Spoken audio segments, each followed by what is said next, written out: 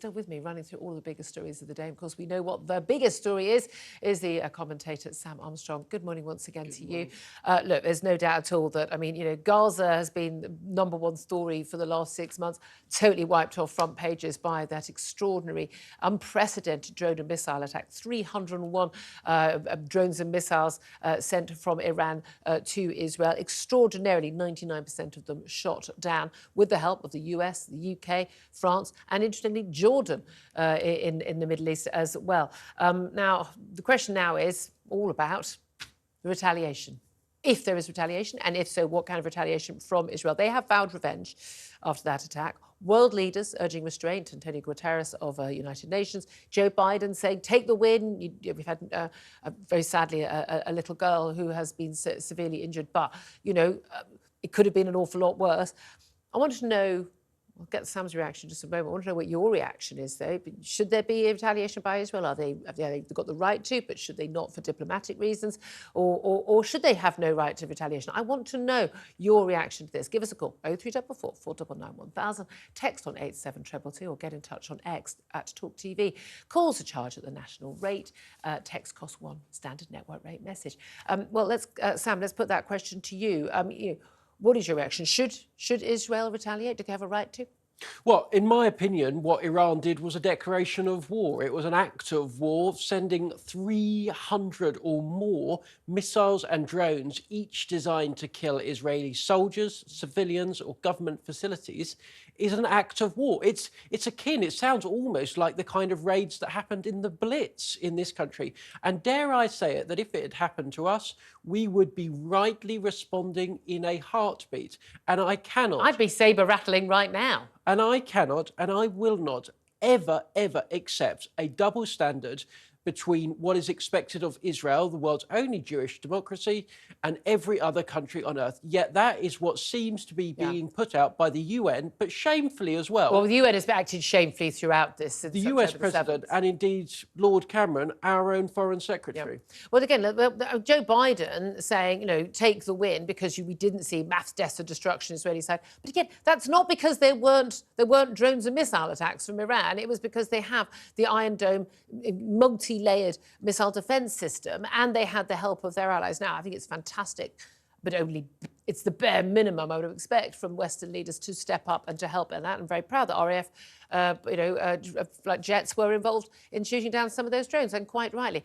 But the West, America, Britain, others have made it clear, you know, this is about us defending you. We will not take part in any offensive actions. But Israel, as I say, like every other country, would expect to retaliate. And it's almost been justified that, well, of course Iran are going to retaliate because Israel has attacked the building next to the consulate containing the Revolutionary Guard generals who got killed in Damascus. So it seems to be all the people who say Israel shouldn't retaliate completely accepted it was the right of Iran to retaliate, even though, of course, the attack on that consulate and the building next to it was as a direct result of the proxy attacks funded by Iran from the Revolutionary Guard onwards on Israel, whether it's Hezbollah in the north in Lebanon, whether it's Hamas, whether it's the Houthi rebels in Yemen, and indeed many attacks on the west as well. It is extreme. So, but then we're told Israel doesn't have a right to retaliate to the Hamas attack, even though Hamas on October the 7th, apparently it was justified by some because it was retaliation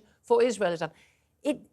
I just find it absolutely extraordinary that every single time the argument is, but these are justified because it's retaliation against Israel. But anything Israel does is never justified. They're not allowed to retaliate against the most outrageous. And as we've had world leaders say, an unprecedented onslaught, as you say, an act of war, sending 301 drones and missiles to another country in response for an attack that killed some of your military targets is an act of war. What did they expect would happen?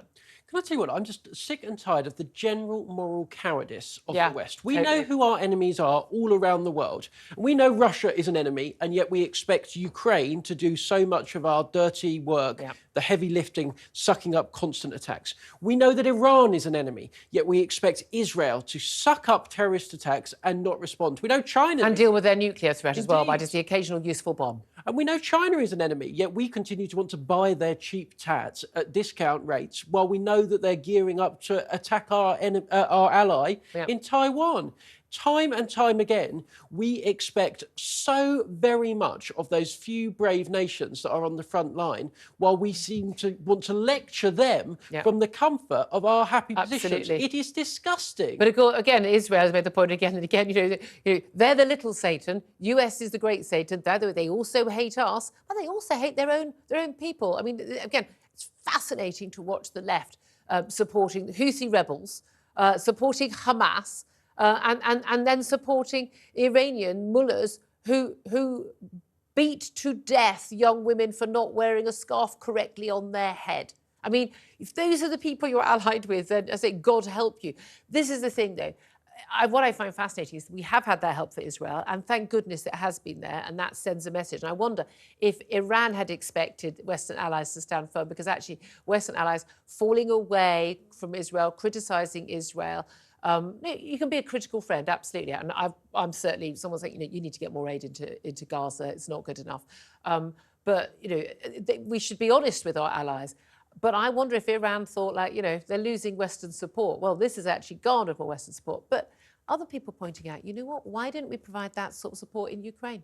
Why are we not helping Ukrainians in that way? Why are we allowing that war to drag out? Why are we allowing Ukrainian women and children, who apparently we don't care so much about, as we do as Palestinian children, to be bombed by Russian bombers, when we could be sending our jets over to take out those drones, take out those missiles? Yeah, and by the way, whose drones are the Russians using? Yeah. Iranian-made drones. There is, and I would have resisted this in the past, but there is a genuine axis of evil now operating around the world. And it is bizarre to me, it is shameful to me that there are some within this country that time and time again, given a choice as to which side to back in a conflict, back those on the axis that hate what we stand for, our values, and everything about and what also, makes these countries we great. shouldn't, like America, it's an isolationist idea. We shouldn't get involved. Well, we don't get involved in Syria. How's that working out for everybody?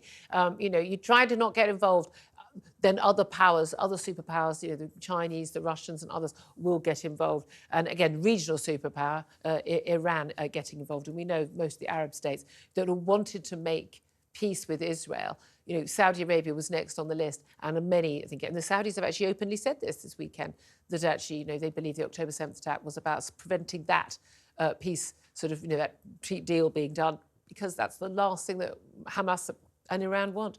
There's no doubt at all this is going to continue. Do we expect that there will be retaliation from Israel? I would expect there would be, but do you think it would be on a smaller scale than Iran's attack, to take the tit-for-tat heat out of this exchange? I hope not, but I fear so. Israel is an ally of the West. It listens to what we say. Same can't be said for Iran, but Israel does. But Israel can't defend itself against Iran without American help, so it has to listen to America. But, Israel has a nuclear arsenal itself it could use if needs be. And I'm getting to the stage now where if Iran keeps pushing it, the point of having nuclear weapons is not having to use them.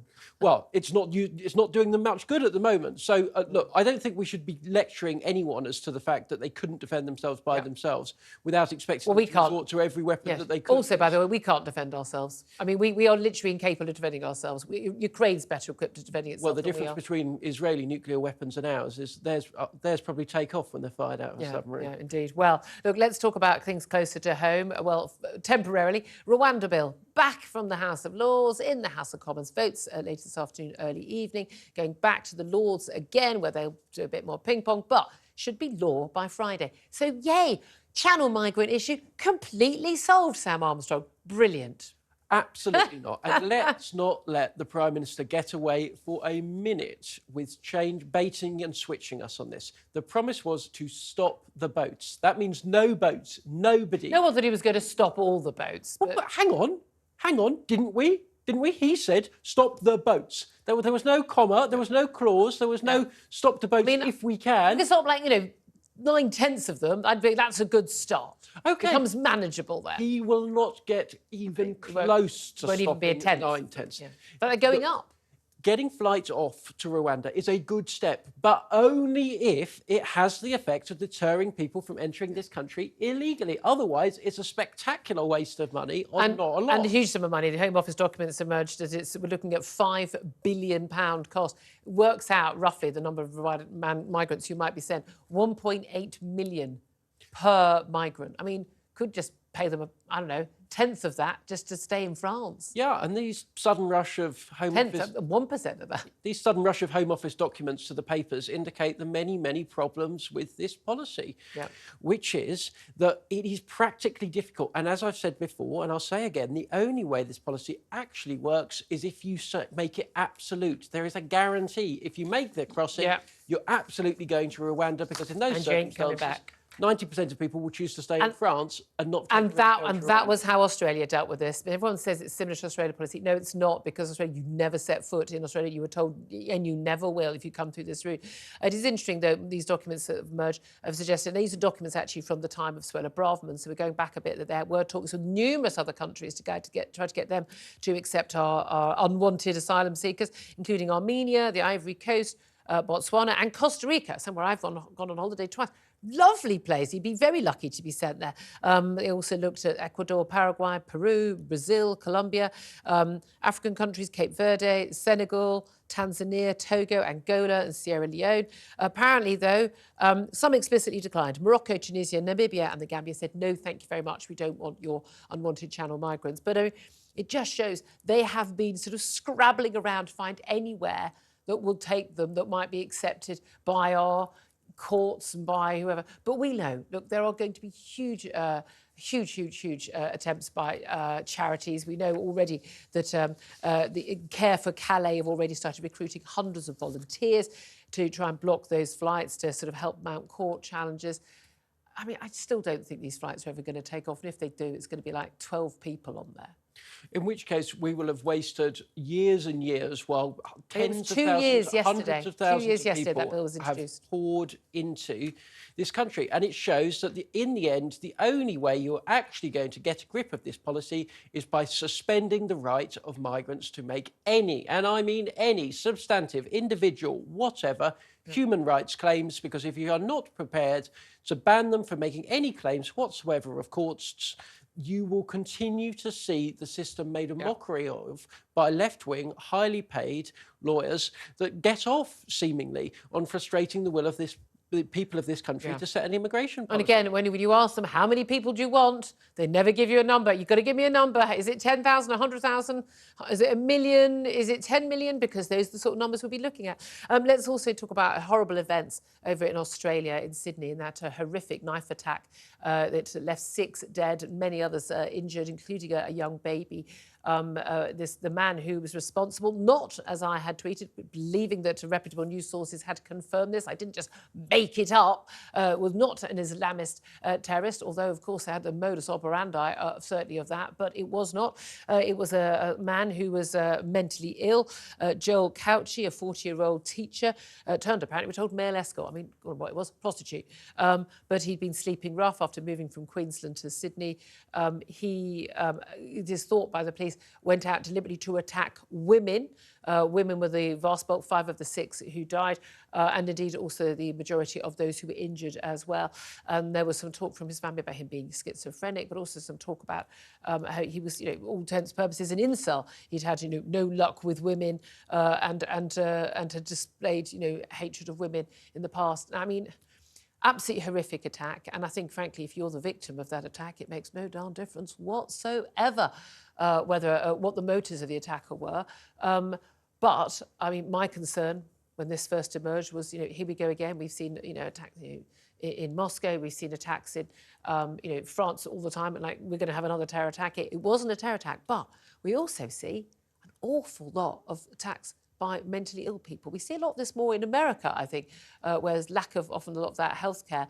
But this is perhaps a wake-up call to the authorities about the concerns about, we've seen in England as well a lot lately, cases of people who are mentally ill, who this care in the community thing perhaps isn't working as well for some people. Yeah, and for the victims, it doesn't really matter Yeah. what the motive was. The tragedy is going to be no less severe because of the fact it wasn't terrorism but was mental illness. But look, I think there are really serious questions for the Australian authorities here to answer as to how it's possible for people that are that mentally, and I regret using this term, but they're dangerous because of their mental health issues, to remain on the streets. And I fear very much in this country that we could see similar things. Yeah. You now do see many people out. The Nottingham attacks. I mean, 2 young people and an older father losing their lives because of a mentally ill man who was on the streets. And part of the problem with filling up some of our inpatient mental health facilities with, at times, for various fashionable causes, people that don't need to be there, is that actually genuinely dangerous people aren't there. And look, we need to have a system by which we don't really take chances. And if you are mentally unwell, I think at such a level that you're a risk to yourself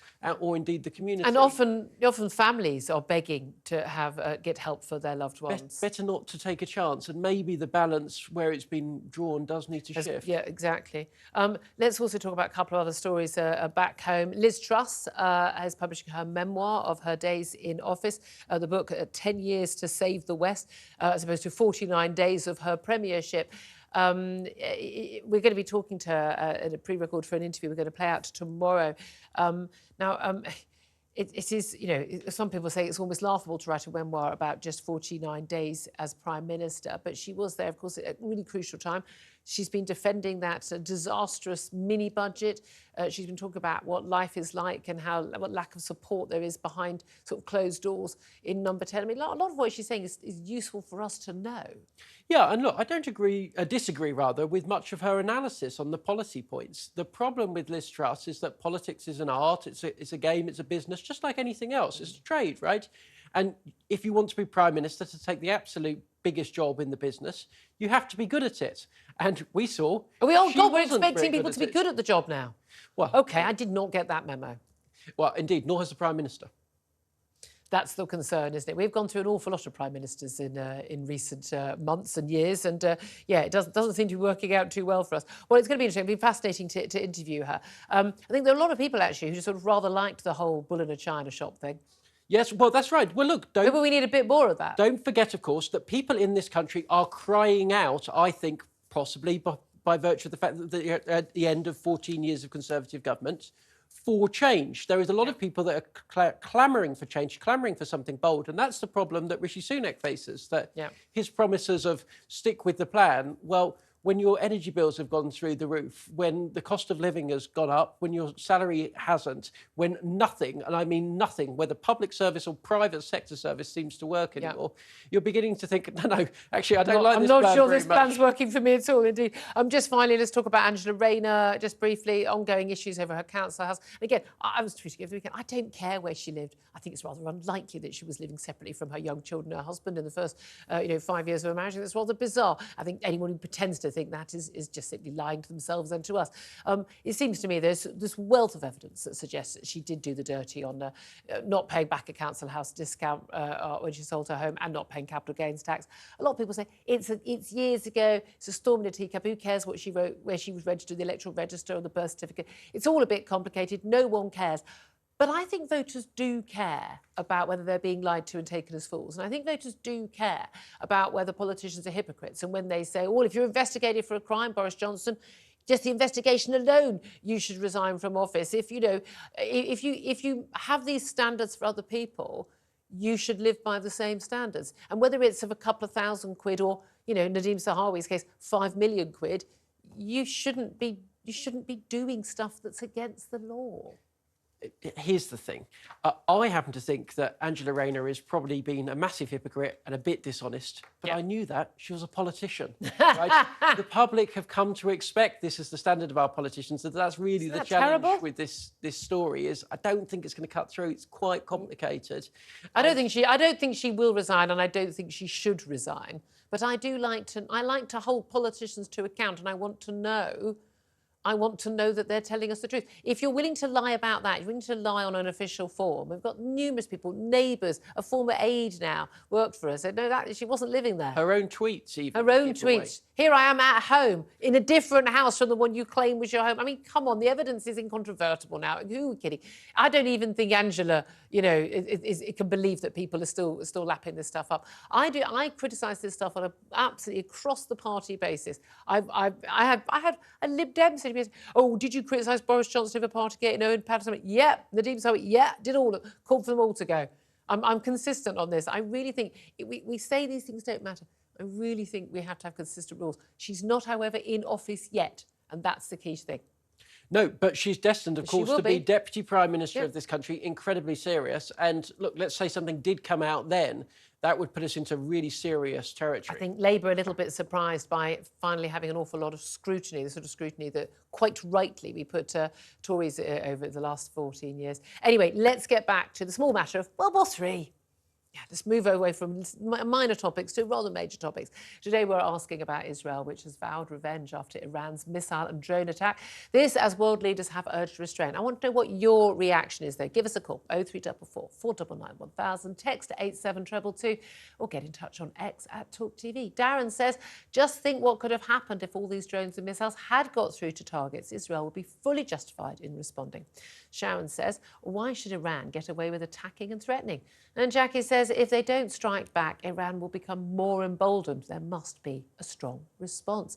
You've also been getting in touch on the phones. Keep those calls coming in. Let's go to David, who is in Manchester. Hello, David. Oh, hi there. Hello. Good morning. Lovely to talk to you. So what do you make? Should Israel, they vowed revenge, or should they, as Joe Biden says, take the win and not act? First, must I say that we love your show. We watch it every morning. You're very kind. Thank you very much. Well, you have to, in a couple of weeks' time, you'll have to be listening to it rather than watching it, but we'll still be on video as well. But I hope you'll stay with us. Sadly. First, yes, they should retaliate. They should. And what sort of way? What sort of level of 302 drones? I mean... No, well, the mullahs who aren't elected properly, they give themselves the job. They live in luxury, suppress the people. Yep. Why don't they wait till all them mullahs are in one place and just take them all out in one go? The people then will have a choice to decide who they want in power. And at the same time, take out all them nuclear sites that are... I mean, that would be undoubtedly an act of war. Undoubtedly an act of war. Israel would then be properly at... I mean, I think the drones was an act of war, but would be properly an act of open, hot war with Iran. At that point, all bets are off. People are frightened of the mullahs, and they're basically told what to do. Yeah, but is it Israel's business to take out the mullahs? Israel doesn't want a war in the Middle East. We're told neither does anyone else. Well, I think if you took the mullahs out, the leadership would change, and there wouldn't be a war. I mean, this is state-sponsored assassination, isn't it? Yes. And you're in favour of that? Do you think Western allies would support Israel in doing that, or would they be horrified? No. On the surface, they'd say they're horrified, but underneath, I think they'd be happy because it would take away all the support for Hamas, etc. OK, fascinating. I tell you what, I love Sam Armstrong. Found someone who's even more sort of gung-ho than you. Thank you very much for your call, David, in Manchester. Thank you for that. Keep on watching and listening. Thank you. Sam, your reaction to that? Yeah, well, look, I don't think these things are as black and white as we assume. I don't think it's necessarily always a good thing to avoid escalation. Yes. At some point, the Iranians are going to need dealing with. They are not changing. If anything, they have grown into more of a terrorist They've been emboldened by this. Than they were. And look, it is not a good thing to just keep terrorism at a low level for a long time. Sometimes you have to bite the bullet to take these guys face on. And we were happy to try and take out ISIS, to try and take out Al-Qaeda. That was a different set of sort of I suppose inequality. And never forget, within living memory, Iran has been a peaceful Western ally that was one of the best countries, not only to live in the Middle East, but also for Western relations. Still not a good idea for the US to have taken out a democratically elected government in retrospect, but there we are. Let's get a bit of history in.